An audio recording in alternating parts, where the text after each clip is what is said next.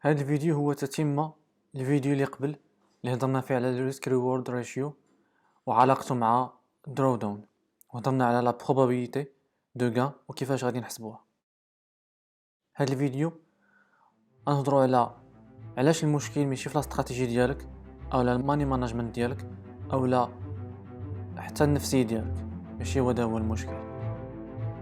في هذا الفيديو غنشوفوا علاش.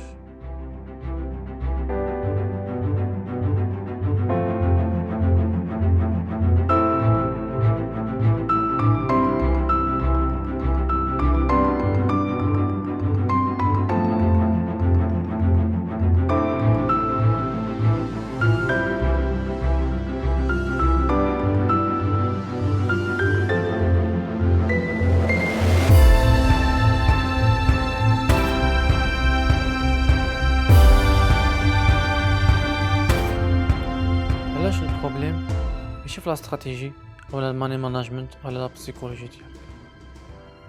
هادشي اللي غنشوفو في هذا الفيديو. انترا داي تريدر اولا داي تريدر، علاش ما يمكنش يدخلوا الفلوس من الفوركس ولا السي اف ديز في لون تيرم؟ السي اف ديز والفوركس هما بحال في جوج حوايج. اول حاجه تقدر تبيع، عندك لا بوسيبيليتي انك تبيع، وثاني حاجه انهم فيهم بجوج ليفريج. ولكن شنو المشكل في هادشي؟ المشكل كاين في الليفريج، من غير انه يقدر يربحك ولا يخسرك دغيا. مي هنا كنهضر على الليفريج كميزه اللي ما كتعطاش او ما كتاخدهاش وتستعملها يعني فابور، ولكن كتخلص عليها. الخلاص كيكون على شكل ديفري، كيكونوا في السواب او اللي كيتسمى الاوفر نايت فيز. السواب في الاصل كيكون بيريود بوزيتيف او لا بيريود نيجاتيف على حسب العمله اللي شاري انت، واش كتعطي لي زانتيغي او لا. مي في غالب الاحيان واخا كتعطي ما كتكون بوزيتيف، السواب كيكون نيجاتيف الا كنتي كتستعمل ليفريج. هاد النوع ديال لي تريدر اللي هما داي تريدر غالبا كيكونوا دي سكالبر، يعني تيك بروفيت او لا ستوب لوس ما كيكونوش بعاد على بعضياتهم بزاف، باش الصفقه ديالو يعني يسدها في اقرب وقت ممكن وما تبقاش لنهار اخر. وهنا كاين المشكل ديال سبريد والكوميسيون سليبج. بطبيعه الحال في هذه الحاله ما غاديش تحسبوا سواب. هادشي كيتسمى الكوست اوف تريدين. هاد الكوست اوف تريدين كتنقص لينا من لو ريسك ريورد ديالنا. هاد النقص كيأثر بشكل كبير على لا بروبابيليتي دو غان، حيث بطبيعه الحال كاين ترابط ما بين لو ريسك ريورد ريشيو ولا بروبابيليتي دو غان. في الاول باش كتحسب ليسبيرونس ماتيماتيك دو غان كتكون لو ريزولطا مختلفه الا زدتي ليها سبريد والكوميسيون. في حاله ما بغيناش نحسبوهم فراه كنأثروا على لو ريسك ريورد ريشيو ديالنا. فباغ اكزومبل سبريد كيخلي التيك بروفيت الحقيقي مختلف على التيك بروفيت اللي فلاشارت اللي كيت اكزيكوتا. كيولي البرايس وصل للتيك بروفيت ما كيت اكزيكوتاش حيت بسبب السبريد ولا في نيجاتيف اللي ديالو. واوسي في لوفيرتور ديال لوردر كيكون سبريد عنده تاثير، وهذا التاثير كيأثر على لو وين ريت ديالنا، حيت وين ريت و ريسك ريورد مرتبطين مع بعضياتهم. فالحساب كيكون مختلف بزاف على حسب اللي درنا في الاول. مين كتكون ليسبيرونس ماتيماتيك دو غان مزيود فيها والو ما نقص فيها والو. هنا كنهضر على كوست اوف تريدين بطبيعه الحال. نعطيو اكزامبل بانترا داي تريدر اولا داي تريدر. دونك عندنا 200 بيب ستوب لوس و 200 بيب في تيك بروفيت، وعندنا الافريج رو سبريد يعني 0.1، وعندنا الكوميسيون 7 دولار بير تريد بير لوت. وعندنا الكوست اوف guaranteed stop loss. اللي ما عارفش guaranteed stop loss هذه فرصة باش يعرفوا. المهم البروكر خاصو يكون كيقدم ماشي غير ستوب لوس عادي، مي حتى الغارانتي ستوب لوس باش تكون محمي 100%. الا شي حد عنده كابيتال كبير هو اللي يعرف بقيمه الغارانتي ستوب لوس، وغالبا كيكون بفلوس يعني ماشي فابور، كتخلص عليه فوق ما بغيتي تستعملو باش يحميك من لي غاب اللي كيوقعوا في لي مارشي. غارانتي ستوب لوس هو واحد السيستم اللي كيديرو البروكر باش واخا تكون شي غاب وستوب لوس ديالك العادي ما تاكزيكوتاش، ما قدرش يخرجك من الصفقه، انت راك محمي حيت كيت ديك الساعه يعني بزز عليه واخا لا مارشي يدير ما بغا بسبب هذاك الغارانتي ستوب لوس. دونك غارانتي ستوب لوس هو بحال واحد بحال عندك الا ما عندكش، دونك بحال عندك فواتور يعني سون اسيورونس. وعندنا لو سليبج، دونك كل واحد على حسب لي بير اللي كيخدم به ولا مارشي كي داير في ديك الوقيته اللي هو خدام فيه. وعندنا السواب في هذه الحاله انترا داي تريدر او داي تريدر على حسب ماشي كلشي، مي غالبا الانترا داي تريدر ما غاديش يحتاج يحسب، يعني ما يكونش يحسب هنا، ما يكونش معنا باش يحسب سواب، حيت غالبا ما يقدرش يخلي البوزيشن ديالو يعني تبقى اكثر من نهار واحد، يعني غالبا كيستا في اقرب وقت ممكن اللي هي في نهار واحد. دونك هنا نتفكروا ليسبيرونس ماتيماتيك دو غان. غير اون نوت قبل ما نكمل، هو انه الريزولطا ديال ليسبيرونس ماتيماتيك دو غان كاملين اللي غنعطيو هما محسوبين على اساس درنا يعني 100 تريد وبواحد لوط. دونك هنا الحالة الاولى كيف ما كتشوفوا عندنا الكوميسيون والسبريد كياخدو من عندنا في التوتال ديال 100 تريد كياخدو $900. دونك الريزولطا يعني لو بروفيت بوتونسيال كيكون يعني $3100 فعط ما يكون $4000 الى ما كانت حتى شي كوست. الحالة الثانية كيكون عندنا 100 بيب في ستوب لوس وعندنا 100 بيب في تيك بروفيت، ماشي بحال في الحالة الاولانية اللي كان عندنا 200 في ستوب لوس و200 في تيك بروفيت. دونك نفس الحاجة بالنسبة للسبريد عندنا 0.1 كوميسيون 7. دونك لو ريزولطا كيعطينا بنفس الريسك ريورد ديالنا بنفس الوين ريت كيعطينا $1100، كنحيدو $900 ديال كوميسيون سبريد. دونك فعوض ما تكون $2000 سون كوست، بالكوست كتولي $1100.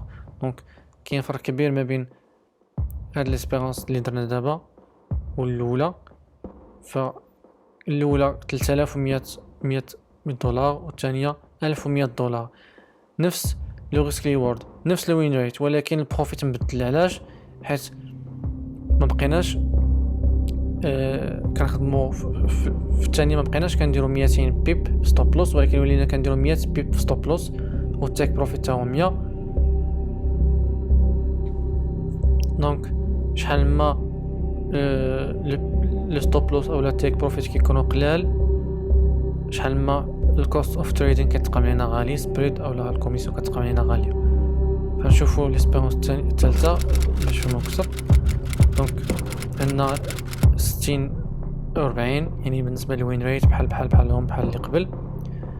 عندنا الريسك ريورد بحال واحد لواحد، وعندنا يعني 50 في ستوب لوس 50 بيب و تيك بروفيت 50 بيب، دونك $50 في الاجمالي. يعني لو بروفيت بوتونسيال هو $100، فعاد ما تكون $1000. دونك كانت تكون $1000 سون كوميسيون ولا سون سبريد، من ولا الكوميسيون سبريد ولات غير $100. دونك هاد لي ريزولطا اللي كتشوفو هنا بلا ما نحسبو يعني ليفي اللي كيكون بسبب ستاندرد ديفييشن عاد نشوفوها ونشرحوها بالضبط شنو كتعني. وبطبيعة الحال لا بروبابيليتي في هاد الحالة اللي حنا حسبنا لا بروبابيليتي راه فيكس، دونك عندك وين ريت 60% مثلا بروبابيليتي دو كان راه فيكس. وهضرنا في الفيديو اللي قبل انه صعيب و بريسك امبوسيبل يكون عندك واحد لو probabilité de gain او لا دو بيرت لي فيكس، صعيب بزاف. دونك ملي غنشوفو الستاندرد ديفييشن ولا في ديالها رانا نفهمو بان حتى هاد البروفيت اللي كنشوفو دابا حتى هو يقدر ما يبقاش، دونك غادي نشوفوه من بعد. بالنسبه للسوينغ تريدرز اي خصهم يحسبوا سواب فيز.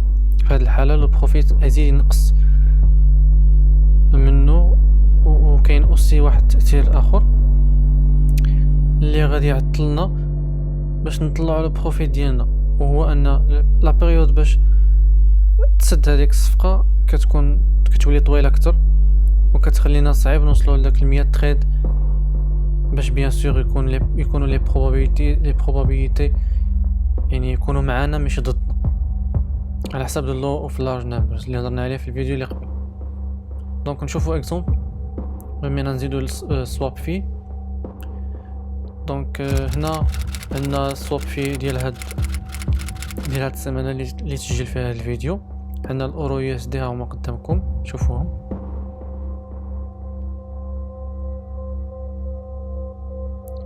وعندنا دابا لا probabilité de gain اولا سمحوا لي l'espérance mathématique de gain من غادي نزيدو عليها هاد السواب في، وغنديرو غير السواب في ديال 50 تريد، يعني ما غاديش نديرو ديال كلشي.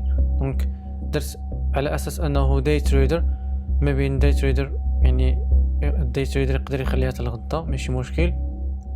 دونك اما سوينغ تريدر فخصو ضروري يحسبها ديال 100 وحده. دونك في هذه الحاله عندنا السواب في $150. بطبيعه الحال وين ريت وداكشي كامل بحال داكشي اللي قبل. عندنا $150 في السواب في، على اساس كيف ما قلنا 50 تريد هما اللي حسبنا لهم السواب. الى ضربناهم بجوج دونك عندنا $300 بالنسبه للناس اللي كيديروا سوينغ تريدين. بالنسبه للسوينغ تريدين بطبيعه الحال تقدر دير نفس هاد الكالكولاسيون اللي درنا على كاع لي بير اللي ذكرت. دونك هنا حسبت البير ديال الجي بي بي يو اس دي، دونك هو اللي حسبت ليه السواب ديالو، حسبت بانه 3. دونك تقدر كل مره تقدر شنو تقدر تلقى اكثر تقدر تلقى اقل على حسب لي بير اللي انت كتستعمل، على حسب كل دوله.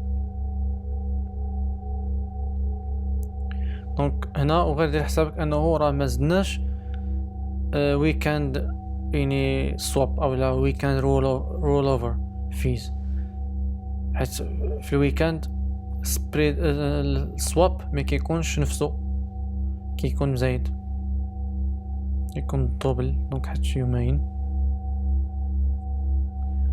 دونك من هنا غتفهموا بانه يعني المشكل ماشي في لا استراتيجي ديالك اولا ماني ماناجمنت ولا لا بسيكولوجي، المشكل راه في الكوست اوف تريدين. دونك ما بين السواب الا بغيتي تهرب من الكوميسيون، تبغي تهرب من السبريد تمشي للسواب، وإلا بغيتي تهرب من السواب اطيح في الكوميسيون سبريد.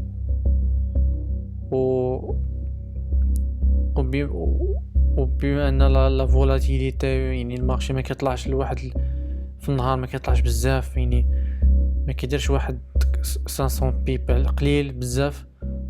دونك ديما كتكون محدود، ديما خصك بعض المرات بزاف المرات كتخلي يعني لا بوزيشن ديالك تبقى حتى لغد ليه. دونك باش فهموا انه البروفيت ديالك هنا مثلا كيكون خصو يكون $2000 الا ما حسبناش الكوست. ملي كنحسبوا الكوست كنلقاو $950. دونك كاين فرق كبير. دونك وهادشي كيف ما قلنا الا درنا 100 تريد، وغير الا حسبتي انك درتي غير يعني تريد كل تريد واحد كل نهار باش تخرج باش تفادى سواب، دونك باش توصل ل 100 تريد دونك خصك على الاقل واحد 5 شهور.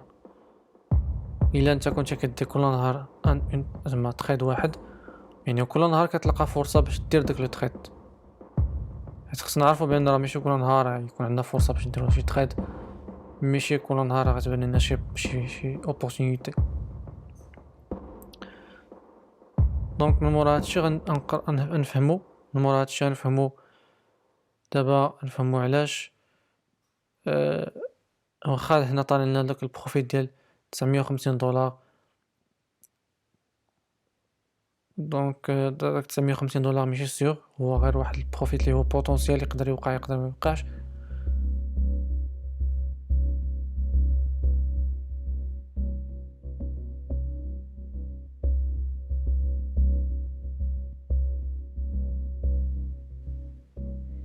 هذا واحد اكسبرت ادفايزر درنا تيست بنفس لي بارامتر، غير حاجه وحده اللي مختلفه هي سبريد وحده فيها 10 وحده فيها 1.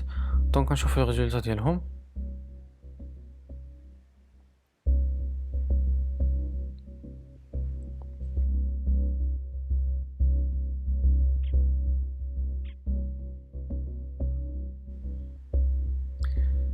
هنا كتشوفوا الريزولتا، الفرق كبير بزاف. وحده نيجاتيف توتالمون نيجاتيف، وحده بوزيتيف يعني العكس ديالها. ملي كنشوفوا في درو داون كنلقاو وحده 57 وحده 30، يعني درو داون حدث فيه يعني واحد تأثير كبير. بلس ليسبيرونس بلس لا بروبابيليتي دو غان تبدلات، يعني تبدلت من 57 ل 58. وهادشي اللي ادى باش يكون عندنا واحد نيجاتيف وواحد بوزيتيف.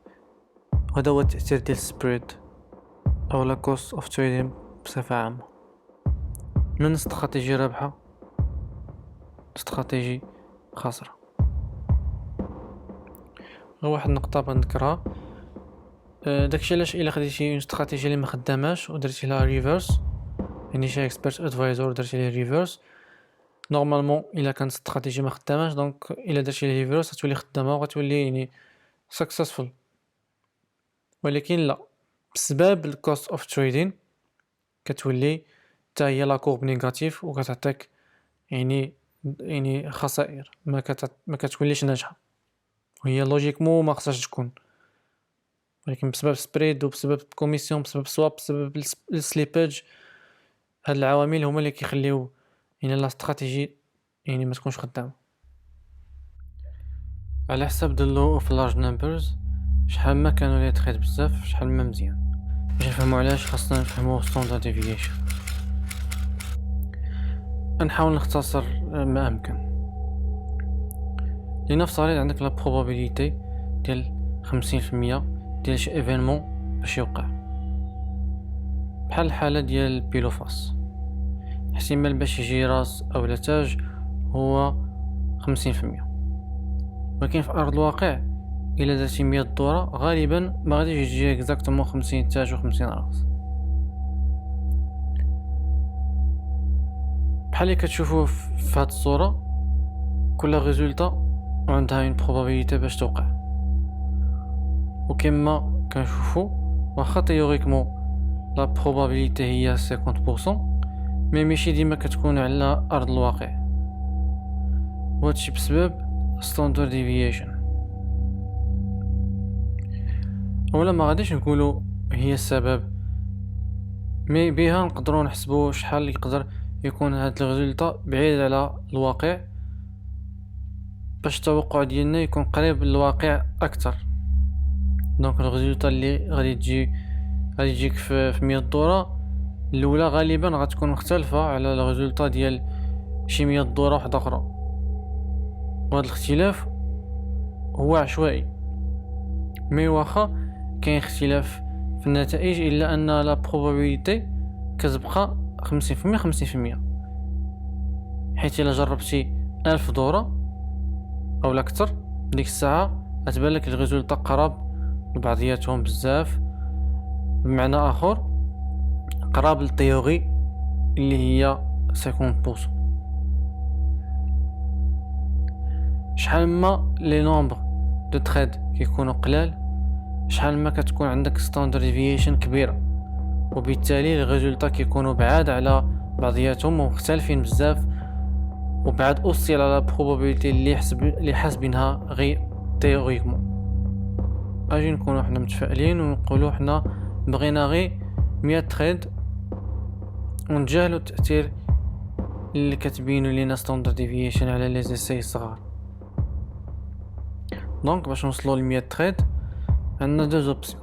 الاوبسيون الاولى نحلوا بوزيسيون كل نهار سواء كانت اوبورتونيتي ولا لا، وخصنا نسدوها في نفس النهار باش ما يتحسبوش علينا لي سواب في، يعني لي سواب. هذاك يعني انك باش توصل ل 100 تريد خاصك اقل حاجه هي 5 شهور 5 مو بين قوسين. وهادشي كامل تقدر لا بروبابيليتي دو غان اللي حطينا ما تحققش بسبب ستاندرد ديفييشن افكت. لوبسيون الثانيه كاين واحد السيد سميتو راي داليو شرح واحد الحاجه اللي تقدر تكون صحيحه مي صعيب باش تطبقها. هاد الطريقه تقدر تعاونك باش دير 100 تريد في دوري قصيره، وهي انك تلقى uncorrelated assets بحال مثلا USD GPY ولا اور جي بي بي اللي ما عندهمش علاقه مع بعضياتهم، وهذا الشيء ينقص اوسي من لو ريسك ديالك، وتقدر توصل ل 100 تريد في بيريود قليله بطبيعه الحال على حسب انت شحال جمعتي من اسيتس اللي هما مختلفين. يعني مثلا كل نهار في هذه الحاله اللي حنا هضرنا في هذا لو ديبير كل نهار تحل جوج صفقات في عوض وحده. نعاود نقول ان 100 تريد هي لو مينيموم، وباش توصل للريزولطا اللي بغيتي اللي لا بروبابيليتي كتوعدك بهم خاصك دير اكثر من 100 تريد. نوتي بيان كو هاد الحل يقدر يصدق في حاله الا انت عندك لا بروبابيليتي دو غان كونستانت، وهاد الفكره هي اللي انا ما مامنش بها. وهاد القضيه هضرت عليها في الفيديو اللي قبل. الا بغيتي النصيحه ديالي فهي كالتالي: الا بغيتي تبقى في التريدين وعندك كابيتال اللي ما محتاجوش وما واقفش عليه، خدم في لي ستوكس لي زاكسيون امريكان باغ اكزومبل، ولكن سون افي دو ليفي. ولا ما عندكش كابيتال اللي غير محطوط، حاول دير بيزنس ديالك هو الاول وعاد فكر في الانفستيسمون.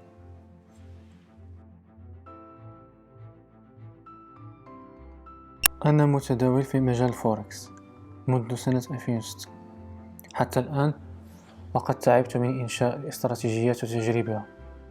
في كل مرة تنجح معي الاستراتيجية في الأول وينمو رأس مالي، وأفرح وأسعد وأبدأ في تخيل حياتي الجديدة، حياة الغنى والثراء. لكن سرعان ما تنقلب الأمور رأسا على عقب، وأخسر كل رأس مالي، فأصاب بالصدمة والإحباط. فأقوم بإنشاء استراتيجية جديدة بعد بحث طويل وتحليل ودراسة وتجريب، ولكن في كل مرة يتكرر معي نفس السيناريو. نخليكم تكملوا الكومنتار.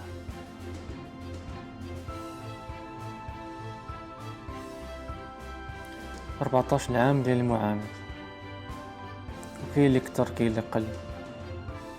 هذه هي الطريق ديال الفوركس ولا التريدين. كتبقى غادي كتقلب على استراتيجي كتلقاها كتقول صافي راه هذه هي الاستراتيجيه المزيانه اللي غتردني لاباس عليه، وكترجع عاوتاني زيرو. هذيك الرجعه كتمشي وكترجع هي اللي خايبه بزاف. الفوركس كيعطيك واحد اولا التريدين كيعطيك واحد الهوب ودائما كيعيشك في داك الهوب، الامل، ديما كتبقى عايشه على ودو. كتفشل عاوتاني كتفكر في فكره جديده، عاوتاني كتحاول تطبقها وهي غادا. كاين اللي كيضيع فلوس، ولكن الاغلبيه اللي كيضيع هو المجهود ديالك، المجهود ديالك ووقتك وحياتك كامله كتضيع. والبروبليم انه المشكل ماشي فيك، البروبليم ماشي في الاستراتيجيه اولا داكشي اللي كدير انت. البروبليم ماشي هو هذا.